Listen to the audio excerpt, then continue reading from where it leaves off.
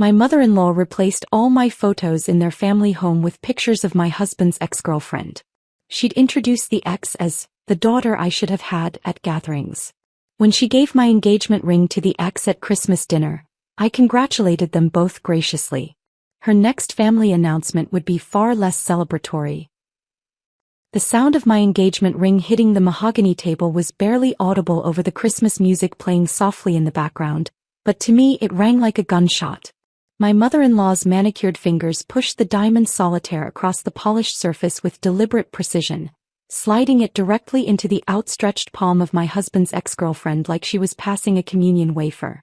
"This belongs with someone who truly appreciates family," she announced, her voice carrying that saccharine tone she reserved for moments when she wanted to appear generous while delivering a knife to the heart. "Before we continue with this story of quiet revenge, I want to thank you for being here with me. If you believe that women deserve respect in their families and shouldn't have to endure betrayal in silence, please consider subscribing. It's free and helps us reach more women who need to know they're not alone in these struggles.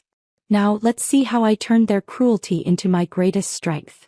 The dining room, usually filled with the comfortable chatter of post-Christmas dinner conversation, fell into a silence so complete I could hear the grandfather clock ticking in the hallway.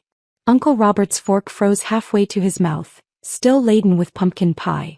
My sister-in-law Jennifer's eyes went wide behind her reading glasses, darting between me and the unfolding scene like she was watching a car accident in slow motion. Even the children, who had been arguing over the last dinner roll moments before, seemed to sense the shift in the atmosphere and fell quiet. But I had been expecting this moment for weeks. The signs had been building all evening like storm clouds gathering on the horizon. During appetizers, my mother-in-law had made a point of seating the ex-girlfriend, Sarah, in what used to be my traditional spot beside the Christmas tree. When we gathered for family photos before dinner, she had somehow maneuvered me to the very edge of the group while positioning Sarah front and center, her arm draped possessively around my husband's waist. Most telling of all was the way she kept glancing at me throughout the meal, waiting for some reaction, some sign that I was finally ready to break. "Congratulations," I said, my voice steady and warm as summer honey. "It's absolutely beautiful on you, Sarah. It looks like it was meant for your hand." The words came out so naturally, so genuinely pleased, that even I was impressed by my own performance. I had practiced this moment in my bathroom mirror for 3 weeks, perfecting the exact tone of gracious defeat that would satisfy my mother-in-law's need to see me crumble while protecting my own dignity. Sarah's face flushed pink as she slipped the ring onto her finger. My ring finger, the same finger that had worn it for 4 years of marriage. She looked genuinely surprised by my reaction, perhaps expecting tears or protests or at least some visible sign of distress. Instead, I smiled and raised my wine glass in a mock toast. "To new beginnings," I said, meeting each pair of eyes around the table. "And to family." Jennifer shot me a look that was equal parts admiration and concern. She knew me well enough to recognize that my calm acceptance was more dangerous than any tantrum could have been. Her husband David cleared his throat uncomfortably and mumbled something about checking on the game in the living room, eager to escape the mounting tension. My husband, my soon-to-be ex-husband, though he didn't know it yet, sat frozen in his chair like a deer caught in headlights. His mother had orchestrated this entire scene without consulting him, and I could see the panic beginning to creep into his features as he realized he was now complicit in something he hadn't explicitly agreed to. His mouth opened and closed soundlessly, searching for words that wouldn't come. The ring had been missing from my jewelry box for 3 months. When I'd asked about it, he'd mumbled something about having it cleaned and resized, a story so obviously fabricated that I hadn't bothered to challenge it. Instead, I'd done what any reasonable person would do in the digital age. I'd tracked down the receipt and called the jeweler myself. The ring hadn't been cleaned or resized. It had been picked up by his mother in September, accompanied by a woman matching Sarah's description. That phone call had been my wake-up moment, the instant I stopped being a victim and started being a strategist. "The ring was getting too loose on my finger anyway," I continued conversationally, taking another sip of wine. "Funny how things change when you lose weight from stress, isn't it? But it fits you perfectly, Sarah. Like it was always meant to be yours." My mother-in-law's smile faltered slightly. She had expected resistance, maybe even a scene that would justify her actions and paint me as the unstable, emotional wife who couldn't handle her son's happiness. Instead, my gracious acceptance was throwing off her entire script. Sarah twisted the ring nervously, the diamonds catching the light from the chandelier above. I didn't know you hadn't. I mean, she said you'd given it back willingly. Oh, but I did, I replied smoothly, meeting my mother-in-law's eyes directly. In a way. Sometimes we give things up without realizing we're doing it. Sometimes we're so focused on keeping peace that we forget to fight for what's ours. The double meaning hung in the air like incense, sweet and suffocating. Around the table, family members began to find excuses to leave. The children drifted toward the living room and their new toys. The men gravitated toward the football game on television. The women started clearing dishes with unusual efficiency, suddenly desperate to have something to do with their hands. But I remained seated, calmly finishing my dessert while my world officially ended. You know what I love most about Christmas? I mused aloud, addressing no one in particular. It's how it brings out people's true nature. All the pretending stops and you finally see who everyone really is beneath the wrapping paper and good intentions. My mother-in-law's jaw tightened. She wasn't stupid, she could hear the steel beneath my silk, the warning wrapped in Christmas sentiment. Family is everything to me, she said, her voice taking on that self-righteous tone she used when she wanted to appear noble. And sometimes family means making difficult decisions for the greater good. Absolutely, I agreed, standing to help clear the table. Family means knowing who truly belongs and who's just visiting. It means understanding the difference between blood loyalty and earned respect. Most importantly, it means remembering that every action has consequences. As I stacked plates and gathered silverware, I could feel the weight of their stares. Sarah kept touching the ring like a talisman, perhaps beginning to understand that she hadn't won a prize so much as inherited a burden. My husband looked increasingly uncomfortable, finally realizing that his mother had just blown up his marriage without consulting him first. But it was my mother-in-law's expression that satisfied me most. For the first time in our relationship, I saw uncertainty flicker across her features. She had expected me to crumble, to storm out, to give her the dramatic exit that would justify her actions to the rest of the family. Instead, I was still here, still smiling, still playing the perfect daughter-in-law even as she handed my marriage to another woman. That uncertainty was the first crack in her armor, and I intended to widen it until the whole structure came tumbling down. Later that night, as I lay in bed beside my silent husband, I stared at the ceiling and felt something cold and calculating settle into place where my heart used to be. Not anger. Anger was hot and unpredictable and ultimately self-destructive. This was something far more dangerous. Absolute clarity about who these people really were and what they were capable of.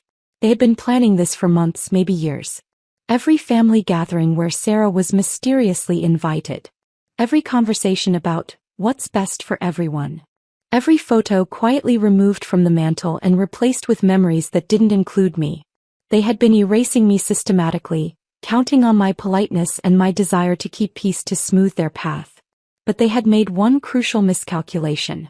They assumed that because I didn't fight back I was weak. They confused kindness with naivety, grace with surrender. Tomorrow I would begin teaching them the difference. The ring was gone, but that was just the beginning. They wanted to play games with family loyalty and belonging. They wanted to see how far they could push before I broke. I smiled in the darkness, already planning my first move. They had no idea what they had just unleashed. The phone sat in my hands for 30 minutes before I finally dialed her number.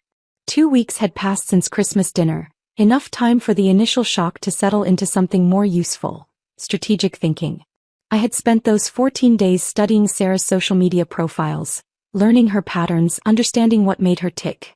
Single mother, recently unemployed from a marketing firm, living in a cramped apartment with her 8-year-old daughter. Most importantly, increasingly dependent on my mother-in-law's financial support. Sarah. I let my voice crack slightly, just enough to suggest I'd been crying. It's me. I hope you don't mind me calling directly. The pause on the other end lasted exactly 3 seconds. Oh. Hi. How did you get my number?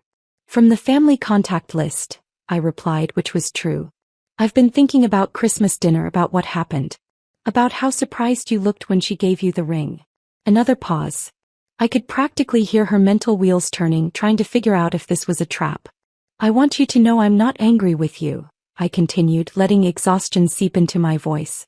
I think we're both being manipulated here, and I need someone who understands what it's like to deal with her. The shift in her breathing told me I'd hit the right note. You think she's manipulating me? Sarah, you've known her for how long? 6 years. 7. Has she ever, in all that time, done something that didn't somehow benefit her in the end? The silence stretched longer this time. When she finally spoke, her voice was smaller, more uncertain. She said you'd given the ring back willingly. That you understood it belonged with someone who really loved the family. Did that seem like something I'd do? I asked gently. Give up my engagement ring without a fight? Or did it seem like something she'd orchestrate to make herself look generous while getting rid of me? I could hear her shifting in her chair, maybe pacing. She's been so good to me and Emma. She pays for Emma's dance classes, helps with groceries when money's tight. And what does she ask for in return? I pressed. Your presence at every family gathering? Your agreement with everything she says? Your willingness to be the daughter she never had while I'm standing right there. The sharp intake of breath told me I'd struck home. Look, I said, softening my tone, I don't want to fight with you. We're both just trying to survive in her world. Maybe we could talk in person? Somewhere away from all the family drama, where we can be honest with each other. An hour later, I was driving 43 minutes out of town to a generic coffee chain where nobody would recognize either of us. I'd chosen the location carefully. Far enough from familiar territory that Sarah would feel safe speaking freely, busy enough that our conversation would be lost in the ambient noise, but quiet enough that I could control the mood.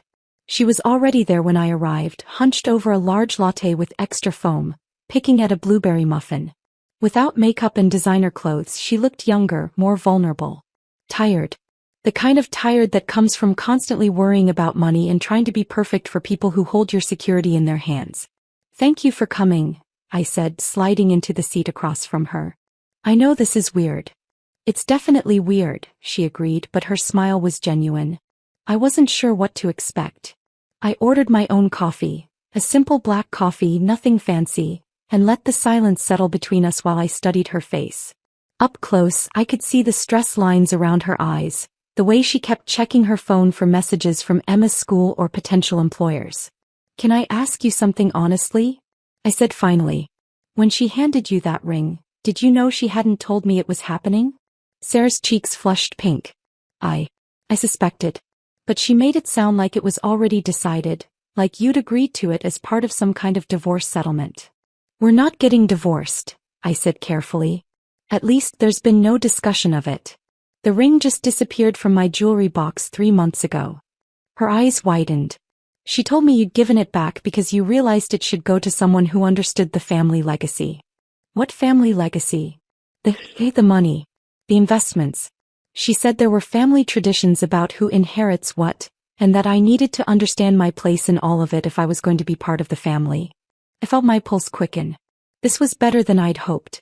What kind of investments? Sarah glanced around nervously as if someone might be listening. She mentioned that your father-in-law had set up some kind of trust fund before he died. Overseas accounts, property investments, that sort of thing. She said it was complicated, that there were tax reasons why it had to be kept quiet. I leaned back in my chair, letting surprise cross my features. She told you about the overseas accounts? You know about them? I only found out recently, I whispered, leaning forward conspiratorially.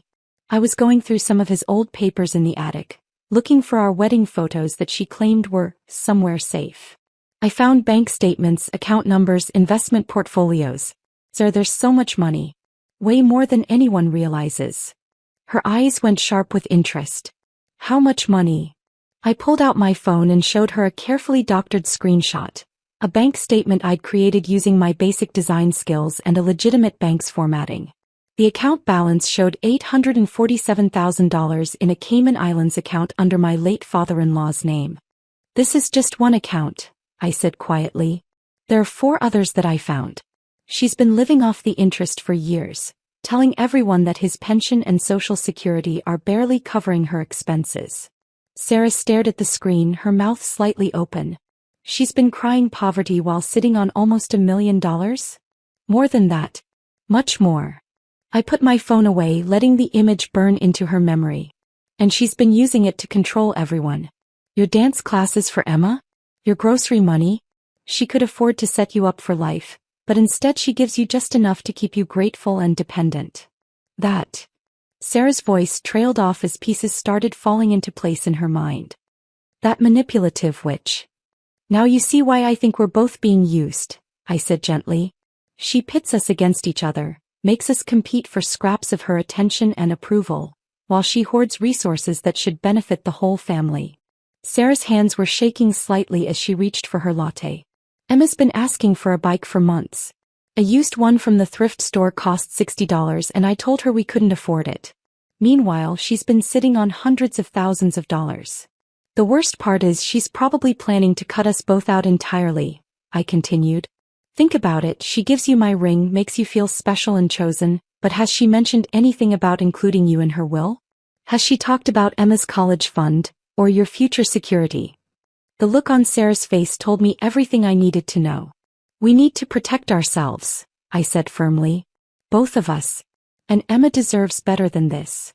2 weeks later, Sarah called me from her lawyer's office. The legal papers had been filed that morning. A formal demand for her rightful share of the estate, backed by the documents I'd helped her discover, and the testimony of neighbors who'd witnessed years of her being treated like family. My mother-in-law's phone started ringing that afternoon and it didn't stop for days. The phone calls started that afternoon. Hysterical, rambling conversations where my mother-in-law demanded that anyone make sense of what was happening to her.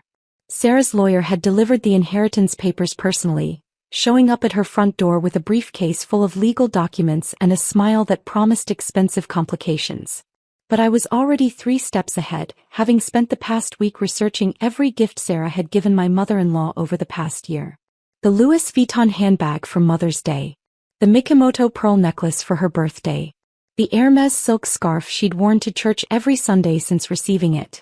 Each piece had been carefully chosen, expensive enough to demonstrate devotion, classic enough to appeal to my mother-in-law's traditional tastes. My divorce attorney had mentioned a man named Marcus during our initial consultation, not as someone I'd need, but as a cautionary tale about what happened when custody battles got ugly. He specializes in creating evidence, she'd said with distaste.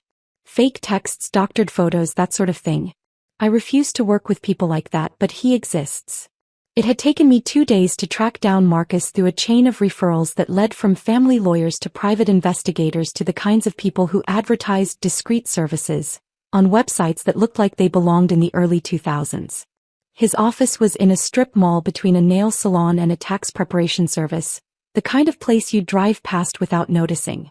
I need exact replicas of these items, I told him, spreading photos across his cluttered desk. But with modifications. Marcus was a thin man with nervous energy and ink-stained fingers who asked no questions about why someone would want replica designer goods that had been deliberately damaged.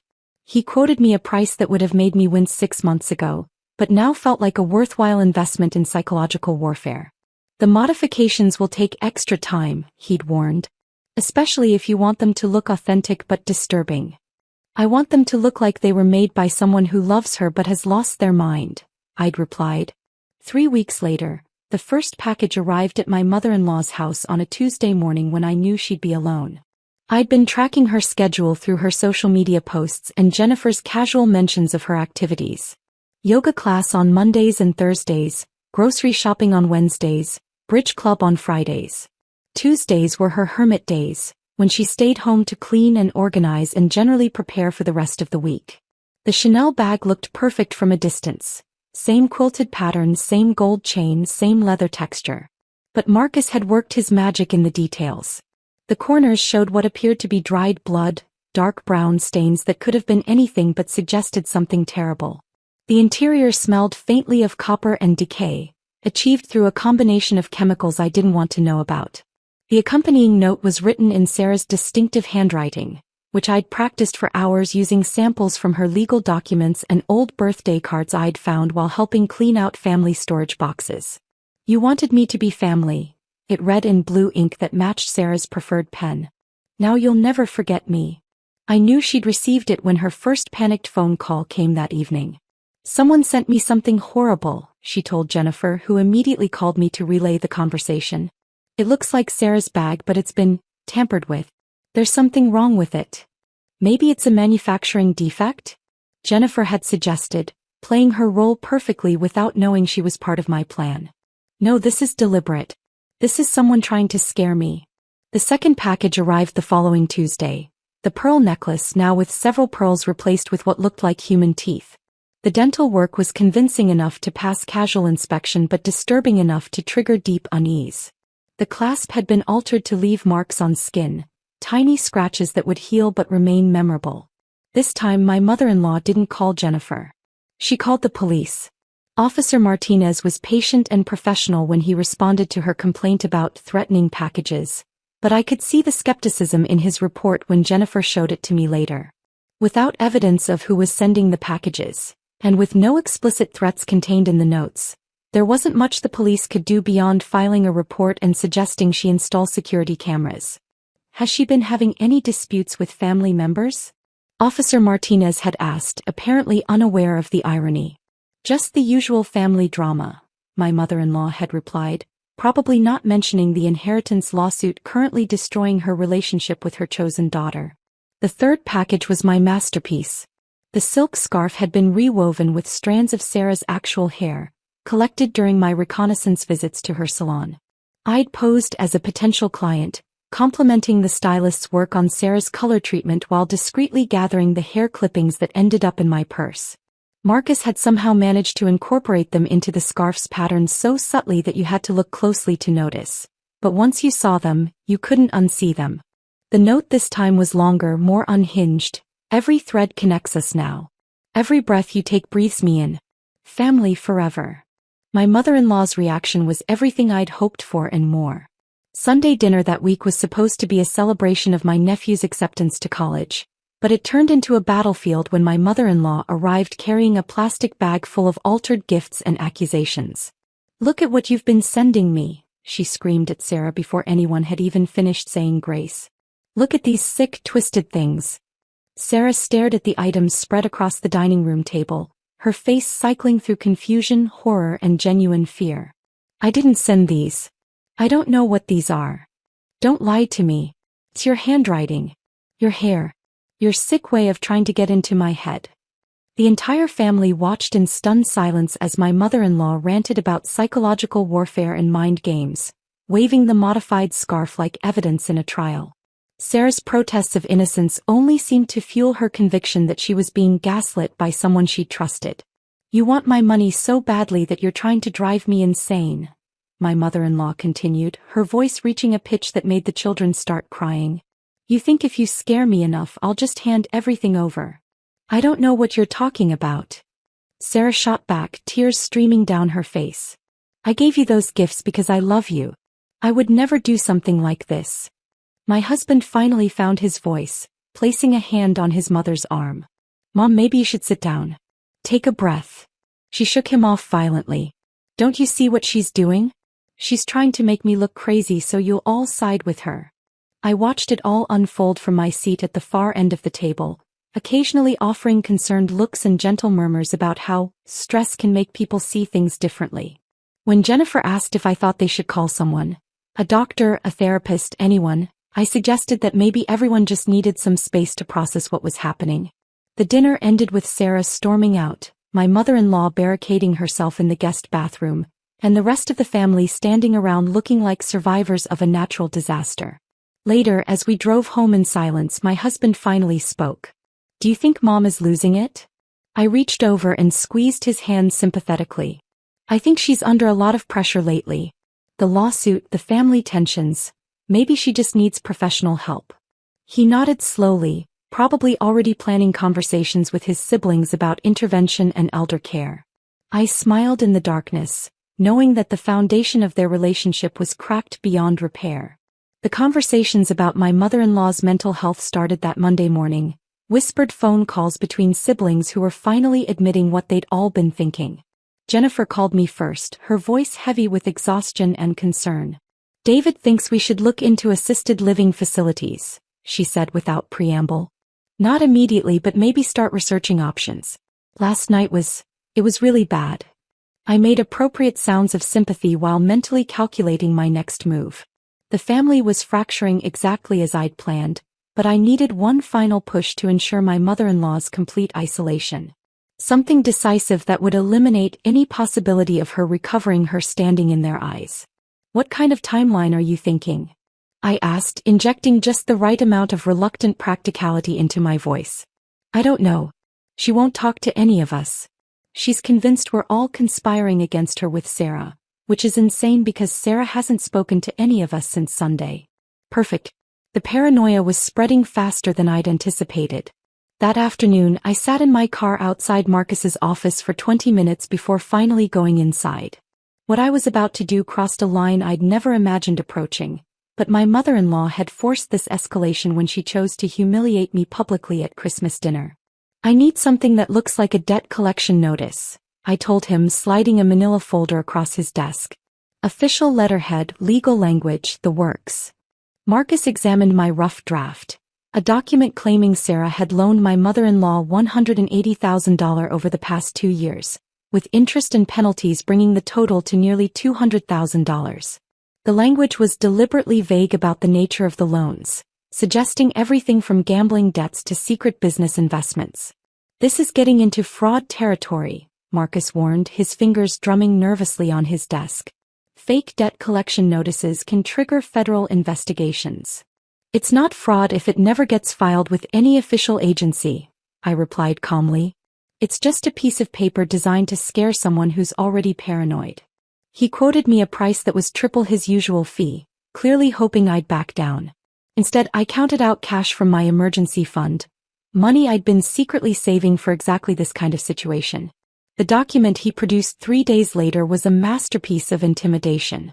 Official-looking letterhead for Midwest Recovery Solutions, complete with case numbers and legal references that would check out if anyone bothered to verify them. The language was threatening without being overtly illegal, demanding immediate payment and threatening further collection actions if the debt wasn't resolved within 10 days. But the document was only half the plan. The other half required a different kind of contact, one that Marcus was reluctant to provide even after I'd paid him. These guys don't work for people like you, he said, scribbling a phone number on the back of a business card. They usually deal with actual debt collection, repo work, that kind of thing. They're not actors. I just need them to knock on a door and hand over some paperwork, I said. Nothing violent, nothing illegal. Just intimidation. The man who answered when I called had a voice like gravel in a cement mixer. He listened to my request without interruption, quoted me a price that made Marcus's fees look reasonable, and agreed to visit my mother-in-law's house the following Tuesday.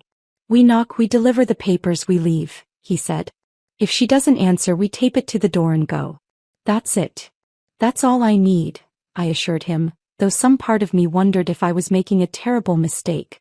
Tuesday afternoon found me parked 3 houses down from my mother-in-law's, ostensibly reading a book while actually watching for the arrival of my hired intimidators.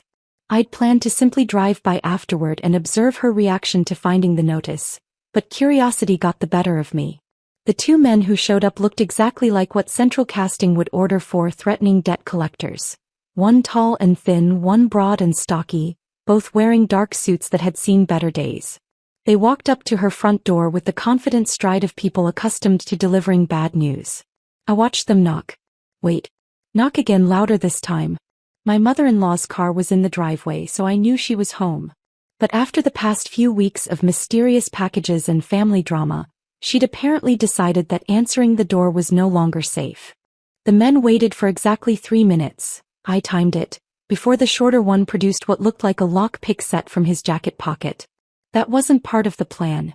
I watched in growing horror as they actually opened her front door and disappeared inside the house. This was supposed to be simple intimidation, not breaking and entering. My hands shook as I pulled out my phone, unsure whether to call the police or my own attorney. The sounds reached me even through my closed car windows. Crashes, shouting, the unmistakable noise of furniture being overturned. Whatever they were doing in there had escalated far beyond delivering paperwork. When my mother-in-law's front door burst open 15 minutes later, she stumbled out wearing only her nightgown, her hair wild and her voice raised in a scream that carried across the entire neighborhood. Help me. Someone help me. They're destroying everything. The 2 men emerged calmly behind her, walking to their car as if nothing unusual had happened. They drove away before the first neighbor appeared on their porch to investigate the commotion. I sat frozen in my car, watching as my mother-in-law collapsed on her front lawn, sobbing and gesturing wildly at her house. Mrs. Patterson from next door was the first to reach her, wrapping a bathrobe around her shoulders and pulling out her phone to call for help. When the police arrived, my mother-in-law was nearly incoherent. Between gasps and tears, she tried to explain about debt collectors and legal documents and people trying to frame her, but the story sounded like the ravings of someone having a complete mental breakdown. Officer Martinez was among the responding officers, and I could see him exchanging meaningful looks with his partner as my mother-in-law rambled about family conspiracies and fake inheritances. "Ma'am, you mentioned debt collectors," Officer Martinez said patiently. "Do you have any documentation about debts you owe?" That's when my mother-in-law realized her trap. She couldn't produce the fake debt notice without explaining the fake inheritance lawsuit. She couldn't explain why legitimate debt collectors would break into her house without admitting that maybe they weren't legitimate. Every answer led to questions she couldn't answer without revealing the web of lies I'd helped create around her. "It's all connected," she kept saying, her voice rising with frustration. "The packages, the lawsuit, the money. Someone is trying to drive me crazy and nobody believes me." The irony was that she was absolutely right, but she'd spent so many weeks appearing paranoid and unstable that the truth sounded like delusion. I watched the police take their report, saw them examining the damage inside her house through the open front door. Someone had indeed carved "thief" into her antique dining table, along with several other words I couldn't make out from my distance. Her living room looked like a hurricane had passed through it. When Jennifer's car pulled up an hour later, I finally drove away. I'd seen enough to know that my mother-in-law's credibility was permanently destroyed. Whatever story she told about debt collectors and break-ins would be filtered through her family's growing conviction that she was losing her mind. That night, I lay in bed listening to my husband's side of the phone conversation with his sister, their voices heavy with the weight of decisions no adult child wants to make. "We can't keep pretending this is normal," he said. "She needs professional help and she needs it now." I closed my eyes and smiled in the darkness, finally feeling something I hadn't experienced in years: complete and total vindication. The satisfaction I felt watching my husband hang up the phone lasted exactly 12 hours before reality set in. I had crossed lines I couldn't uncross, done things that would horrify the woman I used to be. But as I sat in my kitchen the next morning, drinking coffee and scrolling through Sarah's increasingly desperate social media posts, I realized I wasn't done yet. Her Instagram story from Tuesday night showed a hastily packed suitcase and a caption that read, "Sometimes you have to know when to cut your losses. New city, new life, new beginning. Hashtag fresh start, hashtag toxic free, hashtag movingin." Within an hour, I'd called the airline's customer service line, pretending to be her concerned friend who needed to know her flight details to pick her up at her destination. The script I'd prepared was convincing: worried friend, family emergency, urgent contact needed. The customer service representative was sympathetic enough to confirm that Sarah Chin had a reservation on Flight 447 to Phoenix, departing Thursday at 2:15 p.m. Phoenix made sense. Her sister lived there, the one who'd been sending occasional supportive comments on Sarah's posts throughout this entire ordeal. Sarah was running home to regroup, probably planning to reinvent herself somewhere nobody knew about the inheritance lawsuit or the debt collection drama. But I couldn't let her leave with a clean slate, not after everything she'd put me through. The ring on her finger, my ring, was just the beginning of what she'd taken from me. She'd stolen my place in the family, my husband's attention, my mother-in-law's affection. She deserved to understand what public humiliation felt like, what it was like to have strangers stare and whisper and judge. That evening, I drove to Marcus's office one final time. The strip mall was nearly empty at 7 p.m., just the nail salon still open with one customer getting a late pedicure. "I need one more favor," I told him, placing the remaining altered jewelry box on his desk. This was the piece de resistance, a small Tiffany box that originally contained earrings, now modified with his signature touch. The foul smell emanating from it was somehow worse than the others, sweet and cloying like flowers left too long in water. "What am I supposed to do with this?" Marcus asked, clearly uncomfortable with how far our arrangement had evolved. "Nothing. I just need to borrow it for a few hours tomorrow." He stared at me for a long moment, probably seeing something in my expression that made him nervous. "Look, lady, I don't know what kind of game you're playing, but I'm starting to think." You're starting to think what? I interrupted, my voice sharper than I'd intended. That maybe you shouldn't have taken cash payments for creating fake evidence? That maybe you should have asked more questions about why someone needed replica designer goods that smelled like death. His mouth shut with an audible click. We both knew he was too deep in this to start developing a conscience now. Thursday morning I dressed carefully, business casual, nothing memorable, the kind of outfit that would blend into any airport crowd.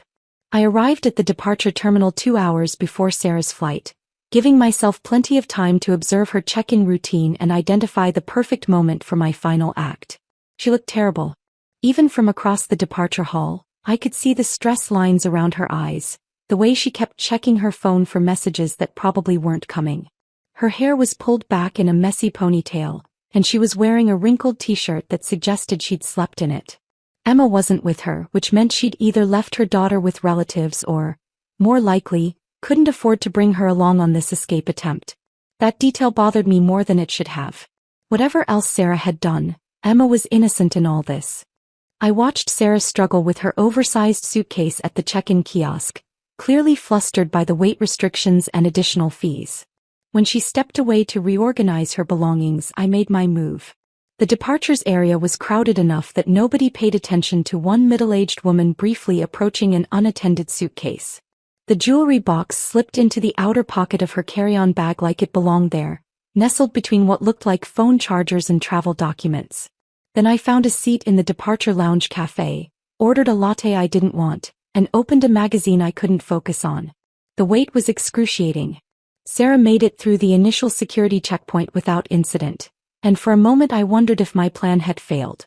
Maybe they wouldn't search her bag. Maybe the smell wasn't strong enough to trigger suspicion. Maybe I'd spent weeks orchestrating this elaborate revenge only to watch her fly away untouched. But then I saw the TSA agent wrinkle his nose as Sarah's bag went through the scanner. "Ma'am, we need to do a secondary screening of your carry-on," he announced, pulling her bag aside. Sarah's confusion was genuine. She had no idea what they might find. I watched her face cycle through puzzlement, then concern, then dawning horror as the agent opened the outer pocket and the smell hit him full force. "What is this?" he demanded, holding the jewelry box at arm's length. I don't know," Sarah stammered.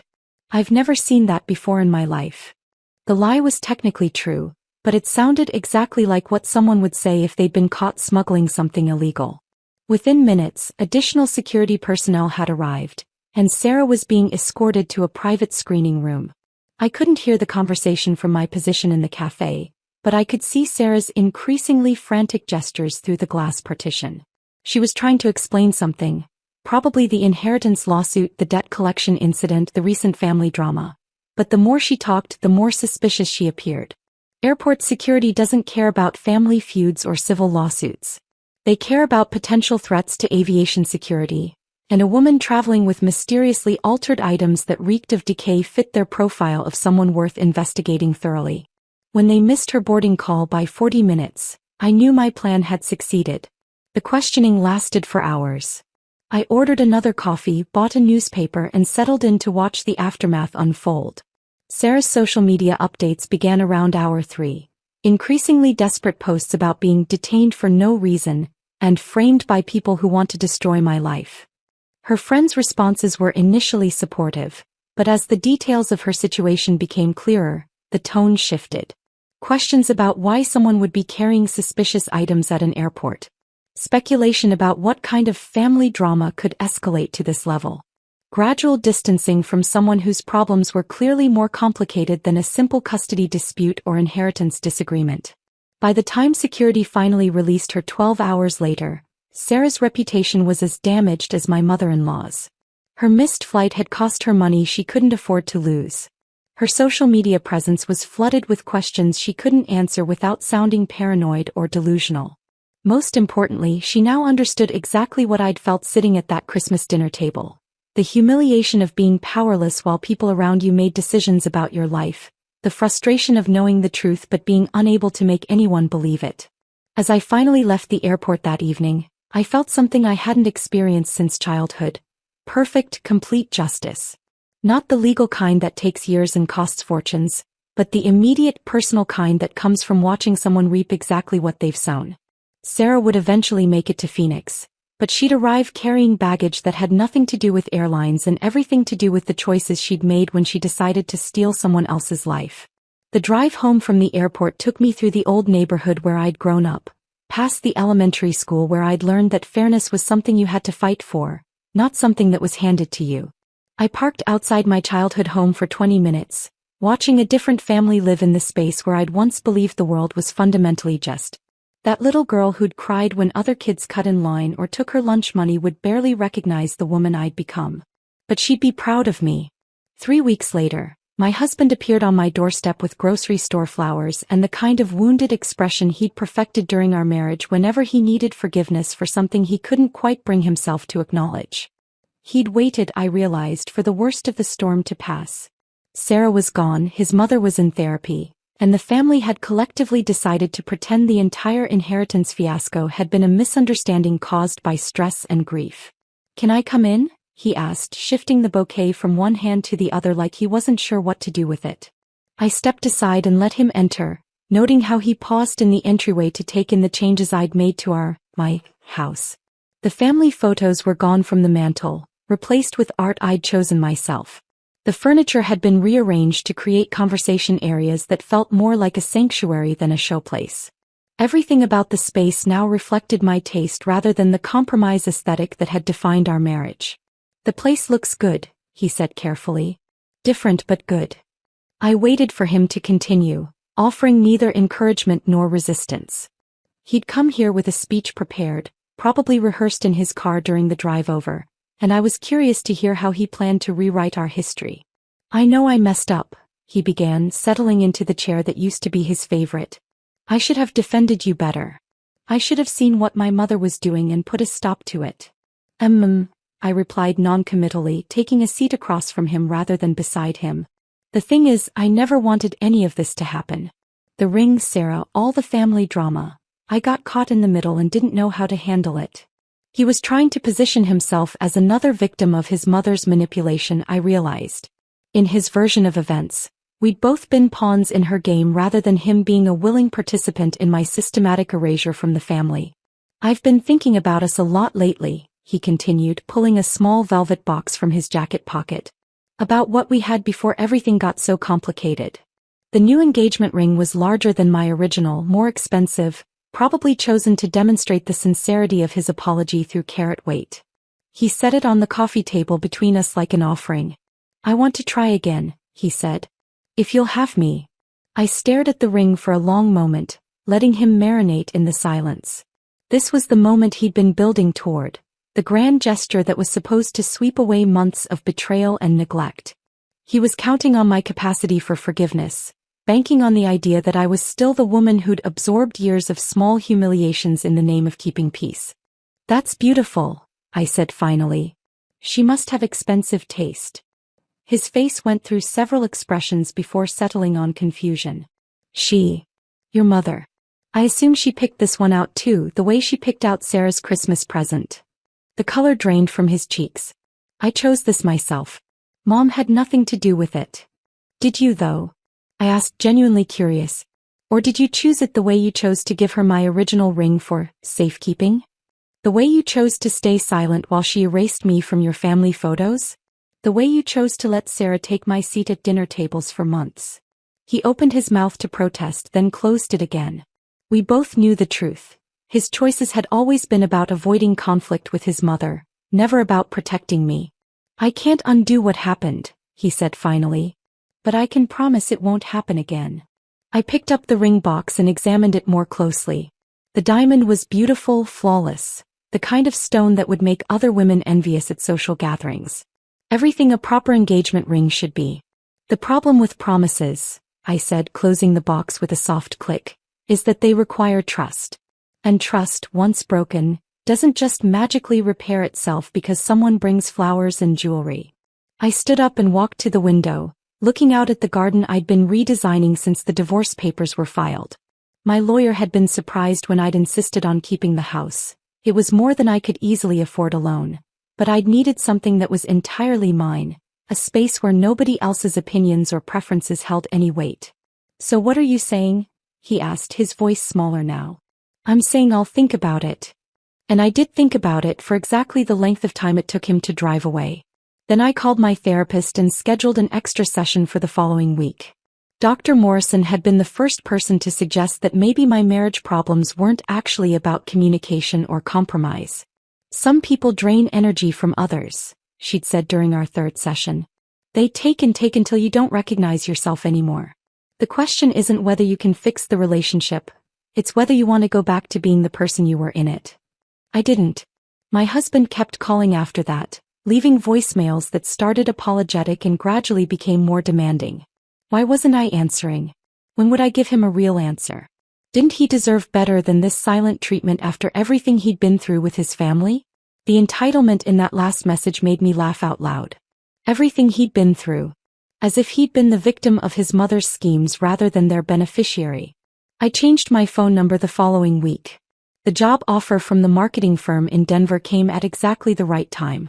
A friend from college had recommended me for the position, and the salary was enough to justify leaving everything familiar behind. When I called to accept, the HR manager seemed pleased by my enthusiasm for starting fresh in a new environment. If only she knew.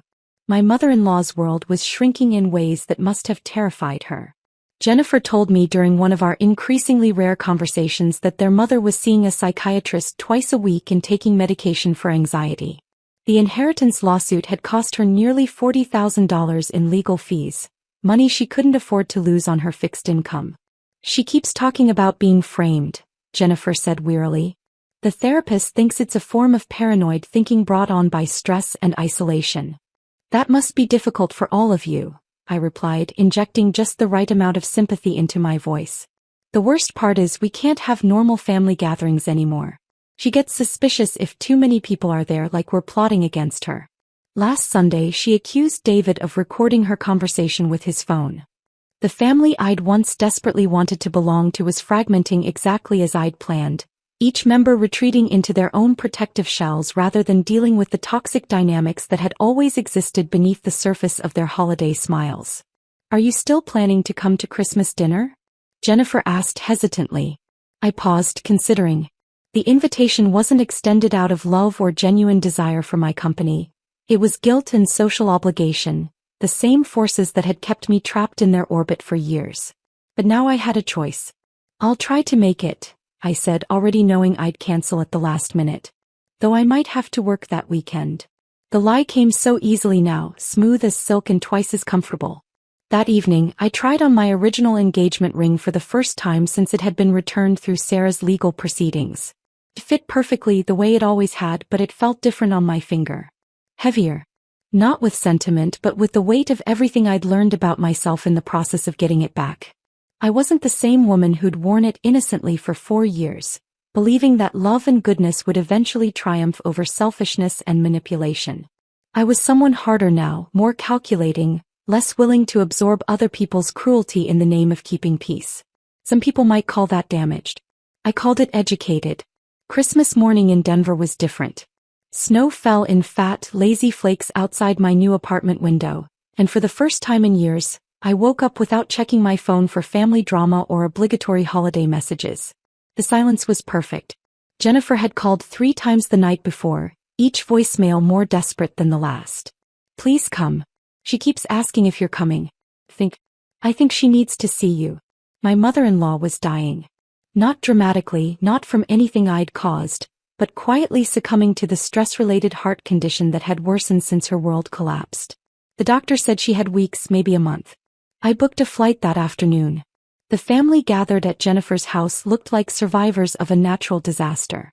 My husband sat alone in a corner, the rejected engagement ring probably still sitting in his sock drawer. David avoided eye contact, embarrassed by his mother's public breakdown months earlier. The grandchildren played quietly, sensing the adults' discomfort. And there she was, my mother-in-law, shrunken in a wheelchair by the window. The woman who'd once commanded every room she entered now looked frail and uncertain, her eyes darting nervously whenever someone approached. She saw me before anyone else did. You came, she whispered, her voice barely audible. I walked over and knelt beside her wheelchair, close enough that only she could hear me. Of course I came. We're family, remember? Her eyes searched my face, looking for something, forgiveness, perhaps, or acknowledgement of what she'd put me through. Instead, I reached into my purse and pulled out a small wrapped box. "I brought you something," I said, placing it in her trembling hands. She unwrapped it slowly, her fingers struggling with the paper. Inside was a jewelry box, not one of Marcus's altered pieces, but a simple, elegant container holding my original engagement ring. "I thought you should have this back," I said quietly, "since you seem to think it belonged to your family." She stared at the ring, her breath coming in short gasps. "I don't understand." "Yes, you do." I leaned closer, my voice barely a whisper. "You taught me something important about family loyalty. About how people show their true nature when they think no one is watching. About how power works in families like yours." Her eyes widened as understanding dawned. Not the paranoid delusions she'd been grappling with for months, but crystal clear comprehension of exactly who had orchestrated her downfall. "It was you," she breathed. "Merry Christmas," I replied, standing up and smoothing my dress. I stayed for dinner, making pleasant conversation about my new job and apartment. When people asked about my plans, I spoke enthusiastically about starting over, about how liberating it felt to build a life based on my own choices rather than other people's expectations. As I prepared to leave, my mother-in-law caught my arm with surprising strength. "Why?" she asked. I looked down at her, this woman who'd spent years trying to erase me from her son's life, and felt something I'd never expected: pity. "Because you forgot something important," I said gently. "When you push someone hard enough, eventually they stop pulling themselves back up. They learn to push back instead." I walked out of that house for the last time, leaving behind a family that had never truly been mine. In my car, I finally allowed myself to cry, not for what I'd lost but for what I'd found. 3 weeks later, Jennifer called to tell me my mother-in-law had passed peacefully in her sleep. I sent flowers and a sympathy card, but I didn't attend the funeral. Some chapters once closed should stay that way. I never saw any of them again. If this story of calculated revenge had you on the edge of your seat, hit that like button right now. My favorite part was when she handed back that engagement ring, watching her mother-in-law finally realize who destroyed her world. What was your favorite moment? Drop it in the comments below. Don't miss more thrilling stories like this. Subscribe and hit that notification bell so you never miss an upload.